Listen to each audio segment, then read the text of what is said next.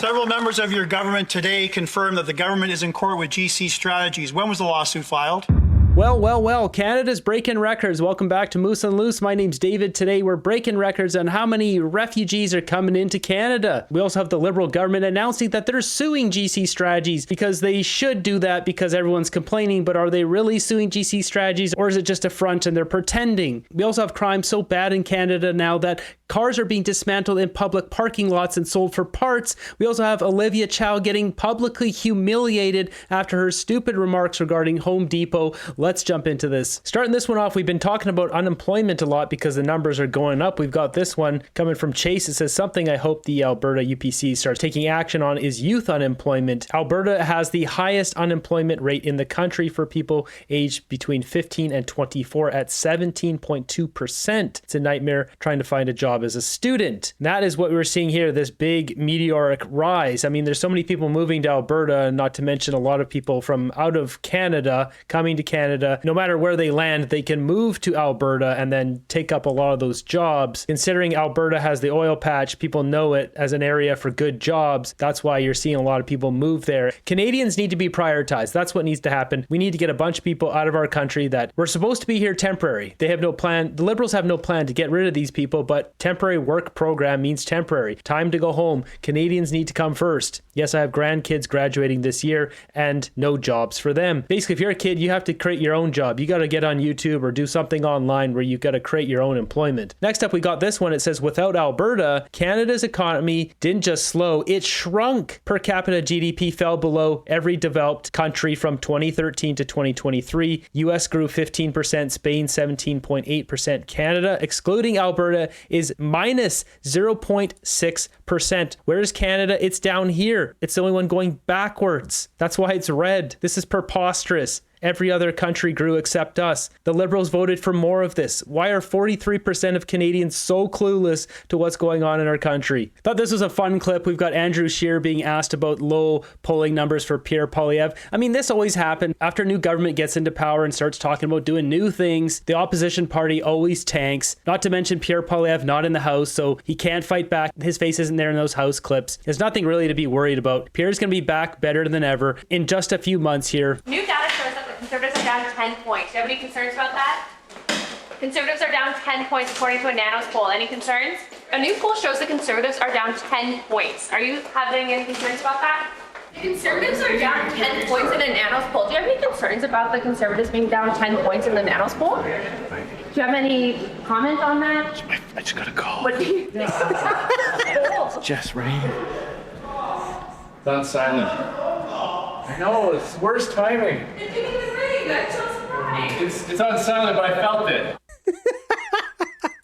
That's hilarious. What a colossal waste of your time and ours. There's a new poll every day. I mean, the polling will go back up. Once Pierre gets in there, you're going to see immediate bump back up in there. And Mark Carney won't be able to hide. He's learned his thespian act in the House of Commons. He's very disingenuous, clearly trained by Justin Trudeau, but doesn't have that experience that Trudeau had. On this episode of Far Off Ripoff, we got this one, bridging the digital gender gap in Cameroon and Senegal. This is about as stupid as it sounds. So just over $4 million, almost $4.1 million, spent on this initiative aims to strengthen economic empowerment and resilience of women and all their diversity through increased participation in digital enabled economy in Cameroon and Senegal. Says enhanced adoption of localized gender responsive business management practices by women entrepreneurs. Okay, what does that mean? That's quite the incredible DEI sentence if I've ever seen one in my life. This project originally started off as $692,000,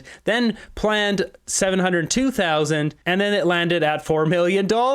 Little over budget, guys. What's going on here? Does someone need to buy a new yacht over in Cameroon or Senegal, so they decide to send over a few extra $1 million just to curb that itch? Once again, this is ridiculous. We shouldn't be spending a dime on this. We need to take care of Canadians. There's taxpayers who quite literally live in tents, still go to work, pay taxes, and still live in a tent. Our country is a disgrace. In other news here, we've got Donald Trump reversing California EV mandate, says 100% electric cars would be a disaster for the country. And as you'll see, this is ridiculous because Mark Carney's government has said the opposite. It's been a disaster for this country. And I want to thank everybody for being here. We officially rescue the U.S. auto industry from destruction by terminating the California electric vehicle mandate once and for all.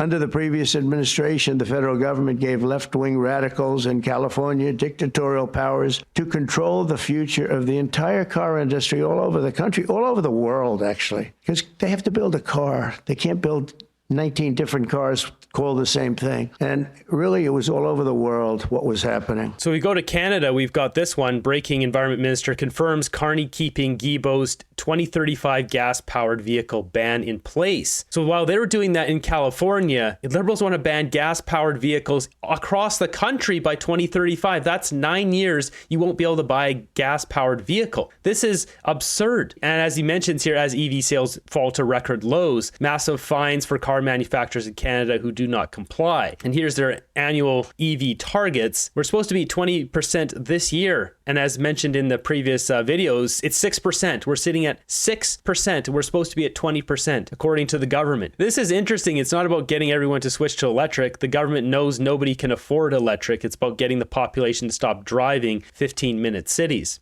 Maybe. Great way to encourage auto investment in the country. More incentive for the entire auto industry to move to the US. Next up, we got this one from the Toronto Star. It says Canada sets record for number of refugee claims. So I looked into this. This comes from this article here, this 2024 report from the UN. What we see in this report here, 123.2 million forcibly displaced people worldwide. We'll break down some of these numbers here, but this is the main stat. 3.1 million new claims. The top 4 countries, the United States is number 1, Egypt number 2, Germany number 3, and Canada number 4, and then Spain rounding out the top 5. You'll notice Canada with 174,000. This is the newest number we've got. If you compare it to the statistics we already have, this number here is 2023 at 144,000. So notice this at 174, putting this one way above this up here. This is where it would be, right there. So we are drastically increasing our asylum claims, as you can see. I'm going back to when Harper was getting out of power, 10,000 a year, 13,000 a year. Now we're up to 174,000, more than 10 times. You see the top nationalities of asylum claims in Canada coming from Mexico is number 1, India number 2, Nigeria number 3, Turkey, Colombia, and other. So other makes up a huge swath. Now the reason why we see Mexico is number 1 is because Mexicans don't require a visa to visit Canada, and sometimes they'll just do this in bad faith. Work is slowing up in Mexico or whatever they're doing, they'll come here. And I think most people would expect India to be number 1, but when it comes down to it, most people coming from India are going to school or pretending to go to school. Some of them are filing refugee, but not as many people as from Mexico. That's why you see all those protests of people from India complaining that they don't have a path to citizenship. Justin Trudeau promised them a path and they took it away because they're expecting if they went to school, they would be able to become a citizen at one point. And if we look at the provincial breakdown here, you've got Quebec at 46%, Ontario at 44%,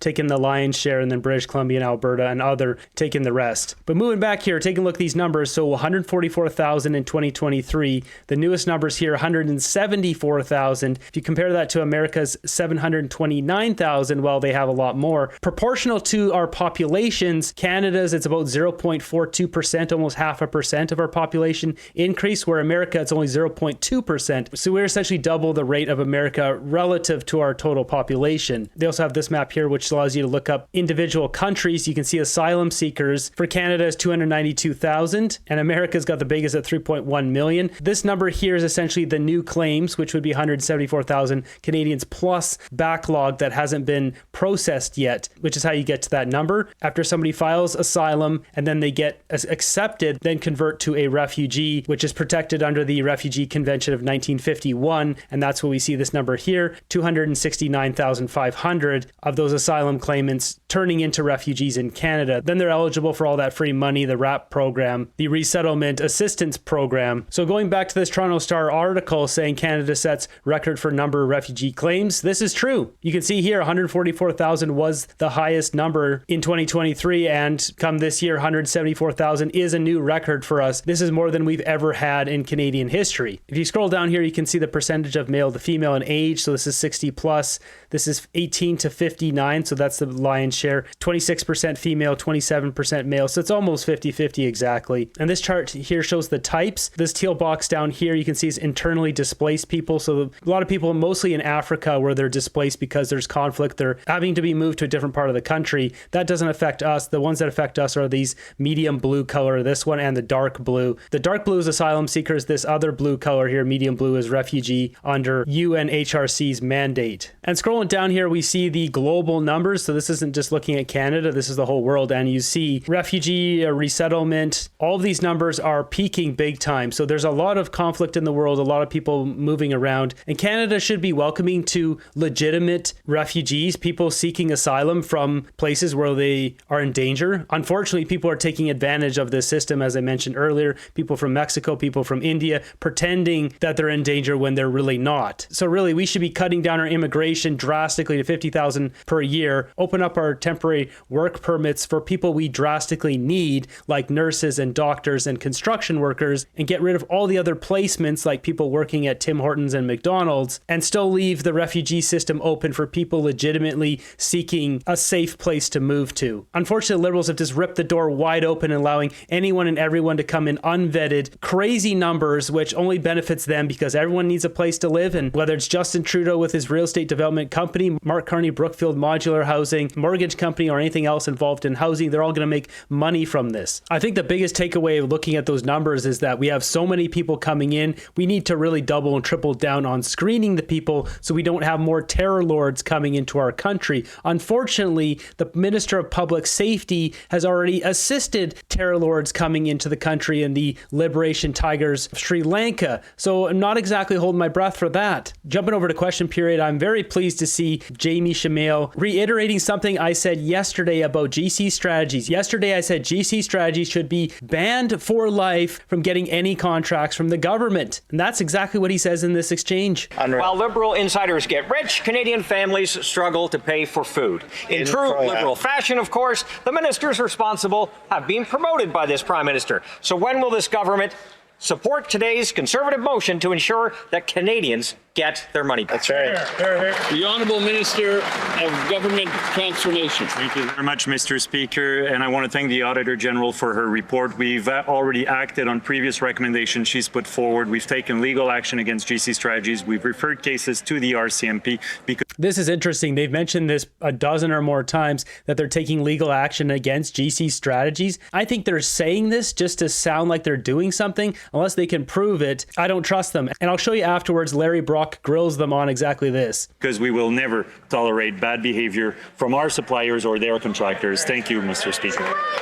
These guys are the definition of bad behavior. Honourable Member for Haliburton Kawartha Lakes. Speaker, it's clear the Prime Minister has the backs of Liberal insiders and backroom cronies, not hard-working Canadians. It's business as usual for this Prime Minister, who has no plans to cut the gravy train to Liberal consultants, which have no intention to actually complete work. While the RCMP investigate fraud on Canadians, those ministers responsible, they get a pat on the back and they get promoted.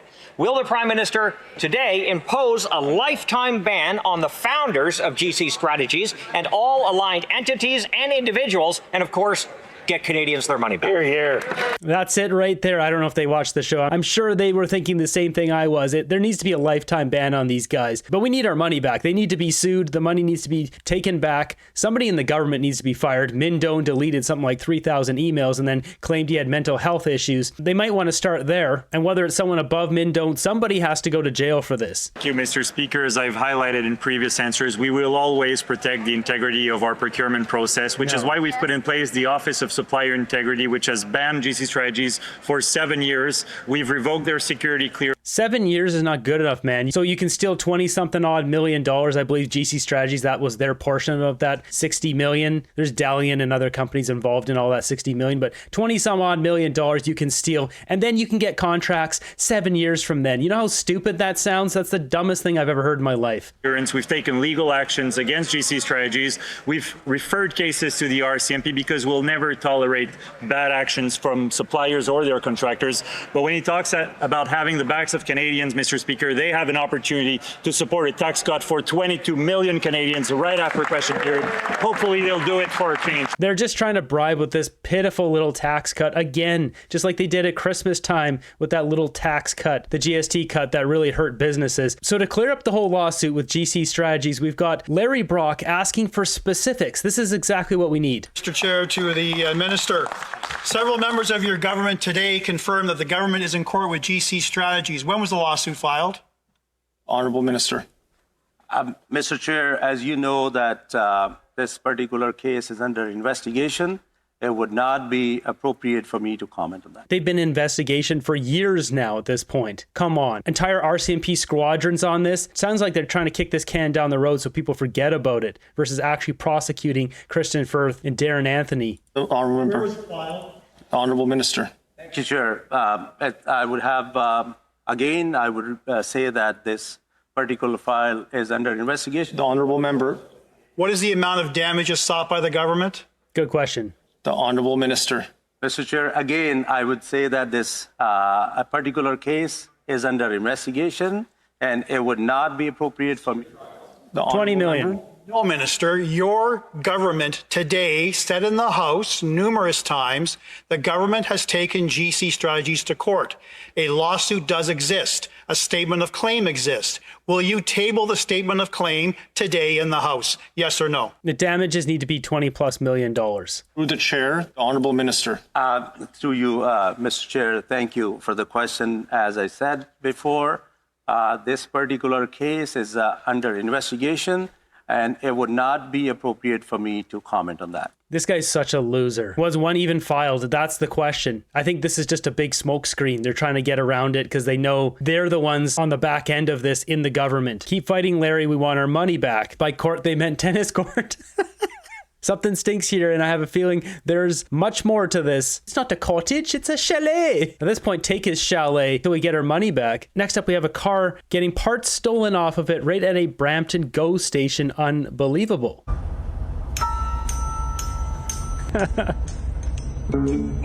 Okay, I can't have that music in there, but it's really fitting. I mean, look at this. He ripped off the front hood. The front half of the car is gone. This is absurd. Canada is such a joke. You can't have a circus without a carny. Where are they reselling it? Sting operation could easily catch the perps. Why bother if they just release them hours later? They should be put into a work jail where they won't be released for 2 or 3 years. 10 hours a day, get them providing GDP to us in a jail. Only in Brampton. We've got Olivia Chow, Toronto mayor, getting absolutely humiliated. She said don't buy from Home Depot. Turns out Home Depot employs a lot of Canadians, and as Brian Lilly's mentioned here, is perhaps the biggest purchaser of Canadian lumber in the country. Also has a headquarters here. This is embarrassing. And some sponsors pulled out of Pride to reduce their funding at Pride. If I understand it correctly, you called for a boycott on Home Depot. Are you standing by that? I did not call for a boycott. I hate telling them, yeah, don't shop at Home Depot, guys. Rona. You say you never called for a boycott. Well, I'm saying that they are American, so we've been saying shop local. 75% of the stuff they stock is from Canada. I know, but still. She said, well, I didn't call for a boycott. I didn't say don't shop at Home Depot. What did she say? Don't shop at Home Depot. Oh, that's what she said. Could we just hear that again just to be sure? Don't shop at Home Depot. Okay, don't shop at Home Depot. And she tries to do this point. Well, I didn't call for a boycott. That sounded like a boycott to me. I just wonder how you react. If you're a Canadian citizen, legal resident, hardworking, paying your taxes, and where you work hard is Home Depot. You're a Canadian. This is so ridiculous. Go shop at Home Depot. Support Home Depot, support Ronas. Don't support Olivia Chow. 70% of the products, John Moore said this morning, are Canadian. And she says don't shop there. So you don't have a job. You choose what you want to do with your dollars. But it is wrong, in my view, for a mayor to say, what did she say? Don't shop at Home Depot. Well, instead of saying, yeah, I said that, maybe it was taken out of context, I didn't say that. This is a typical Mayor Chow move. This is who's in charge of our city. And by the way, I don't think she even showed up to the raising of the flag the last time the Pride folks put together an invite for her. But what's this all about, really? She has to take responsibility for what's going on, and she doesn't seem to be able to do that. Bothers me that a politician has the balls to go out and actually say say something like that against one particular company. This woman's not fit to be our mayor. Home Depot employs thousands of people and their suppliers. I have a daughter who's been there 15 years. I guess now with that lack of funding, she's going to promise that funding. So we are now in perpetuity going to be paying for the Pride Parade through our tax dollars. Is that what I'm to understand? Well, that's one of the things that she supports, and so that's where that comes from. And she doesn't stop and think like one of the people who texted in did just now, which is, should we boycott every company that never supported Pride? We can't have a stadium anywhere in North America that isn't corporately sponsored. So why does she think that it's going to be done on the backs of us? Well, because that's how she thinks. Olivia Chow needs to be thrown out. I don't know why people vote for her in Toronto. Guess these are the same people who vote for the Liberals, just completely clueless zombies. Who trusts far-left politician? They breathe lies, feed on lies, and have lies running through their veins. Olivia Chow is an example. Why is she a mayor? Yeah, she should not be the mayor. She's awful. The best part about this is they can easily be fact-checked. She must use the Liberal Democrat handbook on gaslighting. They all blatantly lie through their teeth and lie like they never lied. It's beyond ridiculous now. Moving ahead, we've got Carney Liberals asked about the plastics ban, if this is still in effect. Does the minister still support the unconstitutional ban on single-use plastics? Minister of the Environment. Mr. Chair, there are certain single-use plastics that have been listed in a regulation, and that is something that absolutely we stand by as we look to the world moving in that. Mark Carney's going to be rolling out his net zero agenda here ever so slowly to start off with, and then I'm sure he'll ramp it up. Looking at her smug face, she is going to be another Karina Gould. Yeah, that's what she appears to be. Same thing with the immigration minister. Serious question, what kind of glue holds together paper straw? I wouldn't use those paper straws because I wouldn't be trusting sucking on some glue. Then again, I don't use plastic straws either, so one thing I don't like is you can't get those plastic spoons anymore from McDonald's, which are great for backpacking, super lightweight. They're the best spoons you can get. I wish I would have stocked up on them before they got rid of them. In other news, we've got buffalo berries are being removed from Kananaskis to help bears stay away from the G7 summit. That's absurd. Well, my entire life, the laws and rules are to protect the wildlife as national parks are their home. But let's mess up the food supply for a few days event for the elite. Exactly. Leave the berries alone. Let the bears be bears. I'd rather see the G7 kept away. The bears and berries are far more valuable to the world than a bunch of wannabe authoritarian politicians. Hope they don't get too hungry. They'll be looking for food and can't find any in the bush. Thought this one was interesting coming from Elon Musk. It says Elon Musk lost 25% of his fortune during his quest to gut the US government. His reply to this, worth it. That's why I like Elon Musk. This is a real guy. Even with his blow up with Donald Trump, he went way too far. He let his motions get out there. These guys should have done this in private. I believe they have had a phone call and they sorted this out. He has rescinded some of his comments. He said he went too far with his comments. Elon Musk, though, he's a man of the people. That's why he bought X. He's a man of the people. That's why he wanted to clean up all the corruption in the US government. We need Doge in Canada.